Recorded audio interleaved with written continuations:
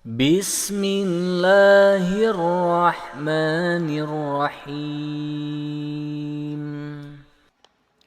Innal hamdalillahi nahmaduhu wa nasta'inuhu wa nastaghfiruhu wa na'udzu billahi min shururi anfusina wa min sayyiati a'malina may yahdihillahu fala mudhillalah wa may yudlil fala hadiyalah. Asyhadu an la ilaha illallah wahdahu la syarikalah wa asyhadu anna Muhammadan abduhu wa rasuluh. Allahumma shalli wa sallim ala nabiyyina wa rasulina Muhammadin sallallahu alaihi wasallam wa ala alihi wa ashabihi wa man tabi'ahum bi ihsani illa yaumiddin. Ya ayyuhan nasu taqu rabbakumul ladzi khalaqakum min nafsin wahidatin wa khalaqa minha zawjaha wa batha minhuma rijalan katsiran wa nisaa'an wattaqullaha alladzi tatasaaluna bihi wal arham innallaha kana 'alaikum raqiba. Ya ayyuhalladzina amanu taqullaha wa qulu qawlan sadida yuslih lakum a'malakum wa yaghfir lakum dhunubakum wa may yuti'illaha wa rasulahu faqad faza fawzan 'azima. Amma ba'd. Jamaah sholat Jum'ah rahimakumullah. Bila kita mencermati keadaan lingkungan di sekitar kita saat ini, akan kita dapati adanya sejumlah kebiasaan yang lazim dilakukan oleh kebanyakan orang. Kebiasaan itu atau hal-hal yang dianggap lumrah itu bisa positif dan bisa pula negatif. Bisa hal yang bersifat membangun, bisa pula yang bersifat merusak. Di antara kebiasaan buruk yang lazim dilakukan sebagian kalangan adalah membicarakan keburukan atau kekurangan dan aib orang lain. Kadang sejumlah orang berkumpul, baik mereka sesama wanita atau sesama pria, untuk mengisi waktu kosong atau sedang rehat dari suatu aktivitas, kemudian mengobrol ke sana kemari. Kadang tanpa sadar obrolan santai pengisi waktu itu digiring oleh setan menuju perkara yang diharamkan oleh Allah Ta'ala. Dosanya besar dan dampaknya sangat merusak. Sama sekali tidak ada manfaat yang didapat dalam obrolan bebas semacam itu. Inilah yang sering disebut dengan ghibah atau menggunjing keburukan orang lain. Dengan era medsos saat ini, orang yang emosional dan jauh dari akhlak yang mulia serta ilmu dan iman yang kuat akan dengan tanpa beban dan merasa bersalah sedikit pun bisa membuat status tentang kekurangan istrinya atau suaminya atau temannya atau anaknya bahkan atau mungkin pimpinannya atau bahkan orang tuanya ke jagat medsos, apalagi orang yang sedang berseteru dengannya. Untuk itu perlu ada pengingatan dan penyadaran yang terus-menerus tentang bahaya ghibah atau menggunjing ini baik terhadap individu maupun masyarakat. Ma'asyiral muslimin rahimakumullah. Bila ghibah itu sangat destruktif sifatnya bagi individu dan masyarakat, maka hal pertama yang perlu kita pastikan adalah tentang pengertian ghibah. Kita harus tahu persis definisinya secara syar'i, tahu batasannya. Harapannya pengetahuan tentang definisi ini menjadi salah satu alat rem agar tidak mudah terjerumus ke dalam dosa besar itu. Tidak ngobrol ya di belakang? Ya, dengarkan ya. Dalam sebuah hadis dari sahabat Abu Hurairah radhiyallahu an, Rasulullah bersabda, "Atadruna mal ghibah?" Apakah kalian mengetahui apakah ghibah itu? Para sahabat menjawab, Allah dan Rasulnya yang lebih mengetahui. Lalu Rasulullah bersabda, "Dzikruka akhaka bima yakrahu." Kamu menyebut tentang saudaramu dengan apa yang dia tidak sukai. Itu kata Rasulullah, ghibah adalah kamu menyebut tentang saudaramu dengan apa yang dia tidak sukai. Dan dilanjutkan di riwayat selanjutnya, apabila pada diri saudaramu memang terdapat apa yang kamu katakan, berarti kamu telah melakukan ghibah terhadapnya, dan bila pada diri saudaramu tidak ada yang apa yang kamu katakan, berarti kamu telah berdusta dan mengada-ada tentang dirinya. Hadis riwayat Muslim, ya. Dari hadis ini para ulama memberikan sejumlah definisi secara istilah syar'i tentang ghibah. Di antaranya adalah disampaikan oleh Imam Ibnu At-Tin, ya. Beliau mengatakan ghibah adalah menyebut tentang seseorang dengan sesuatu yang tidak dia sukai tanpa sepengetahuannya.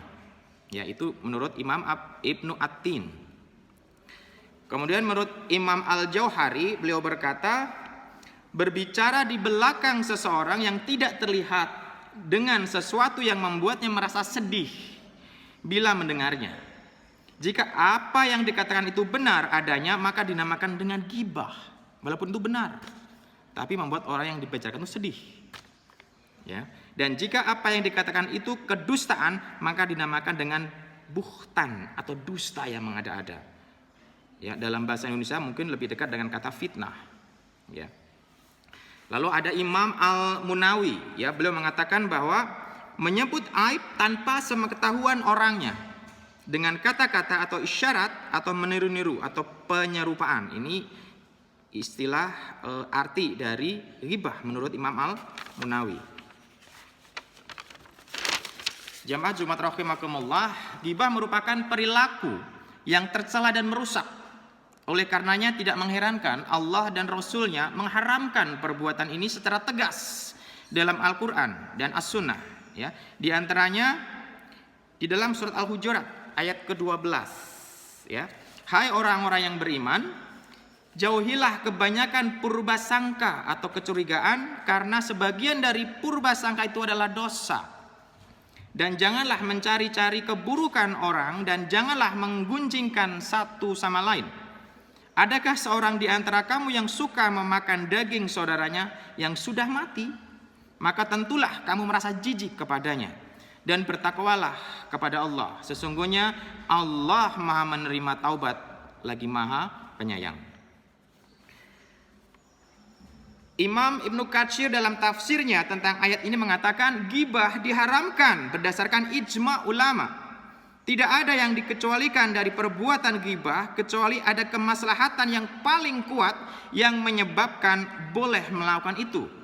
Seperti dalam Al-Jarh wa Ta'dil menjelaskan sisi buruk dan baiknya perawi dan nasihat. Seorang pendosa meminta izin untuk bertemu Rasulullah, lalu beliau bersabda, izinkanlah dia adalah seburuk-buruk saudara dari keluarganya. Muawiyah bin Abi Sufyan dan Abu Al-Jaham melamar Fatimah binti Qaish. Fatimah bertanya kepada Rasulullah tentang kedua orang itu, lalu beliau bersabda kepadanya, Muawiyah adalah orang miskin, sedangkan Abu Al-Jaham tidak pernah meletakkan tongkatnya dari pundaknya atau suka memukul wanita. Nah, pelarangan keras dan ancaman yang kuat terhadap ghibah sudah ada dalilnya. Oleh karena itu Allah menyerupakannya dengan makan bangkai manusia. Bagaimana kalian tidak suka makan bangkai karena naluri kalian, maka bencilah menggunjing saudara kalian. Jadi menggunjing, menggibah itu seperti makan daging manusia.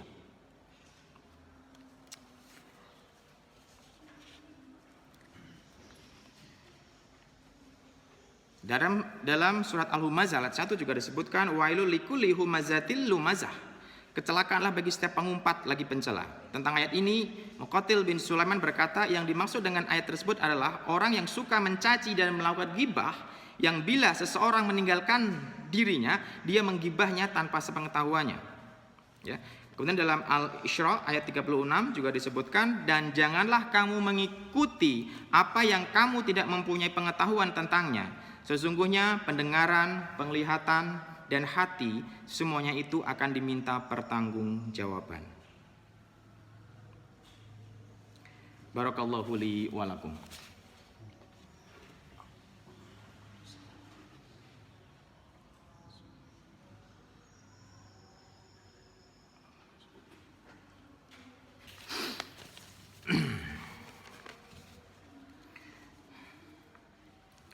Alhamdulillahilladzi kana bi'ibadihi خبيرا بصيرا تبارك الذي جعل في السماء بروجا وجعل فيها سراجا وقمرا منيرا أشهد أن لا إله إلا الله وأشهد أن محمدا عبده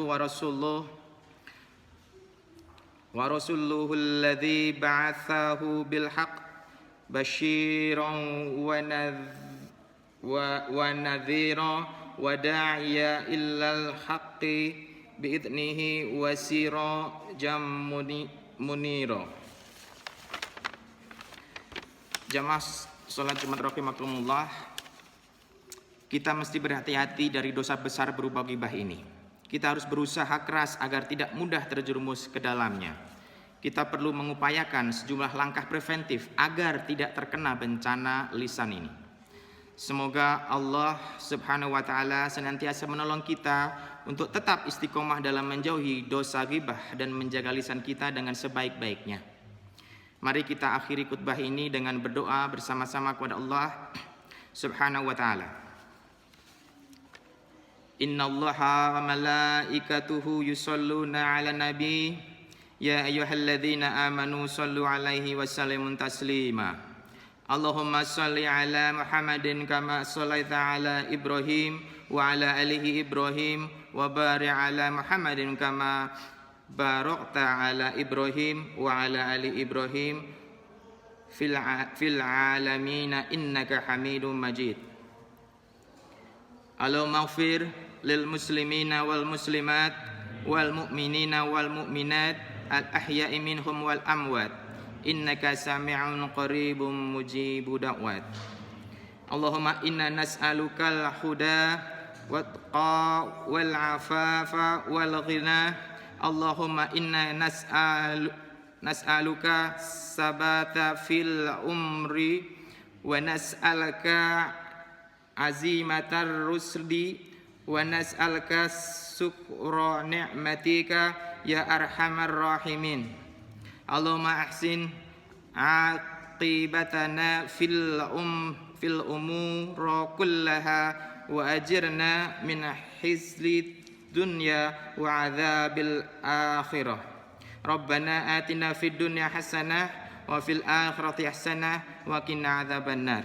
Rabbana taqabbal minna innaka antas samiul alim wa tub alaina innaka antat tawwabur rahim. Subhana rabbika rabbil izzati amma yasifun wa salamun alal mursalin walhamdulillahi rabbil alamin. Assalamualaikum warahmatullahi wabarakatuh. Waalaikumsalam. بسم الله الرحمن الرحيم